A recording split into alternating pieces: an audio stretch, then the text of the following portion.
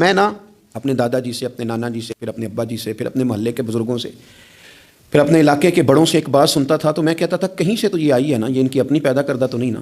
سادے لوگ، انگوٹھا چھاپ لوگ، اپنا نام بھی نہیں لکھ سکتے، پر وہ کہتے تھے اے تھی آ گئی ہے بوئے تھے. ہن موڑ سکتے؟ سمجھ آ رہی ہے میری بات کی؟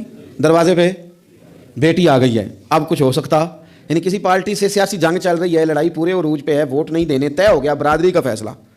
تو وہ الیکشن کے دنوں میں وہ بھی بڑے متحرک ہوتے ہیں، وہ پتہ کر لیتے ہیں بچی کہاں شادی ہوئی ہے، وہاں چلے جاتے ہیں، جا کے فٹافٹ چاچا جی بھی بن جاتے ہیں.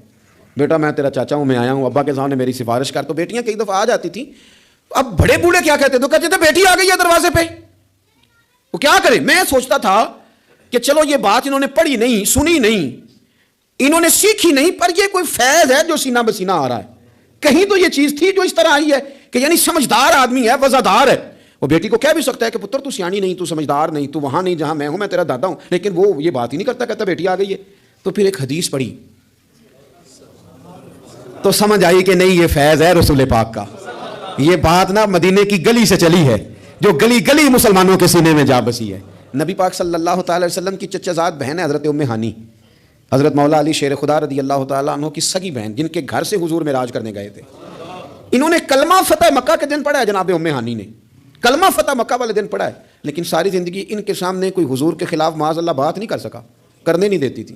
لوگ کہتے تھے تو کلمہ نہیں پڑھتی، کہتے وہ میرا اور میرے نبی کا معاملہ ہے، پر تم حضور کے بارے میں بات کرو، میرے بھائی کے بارے میں تمہیں کرنے دیتی ہوں.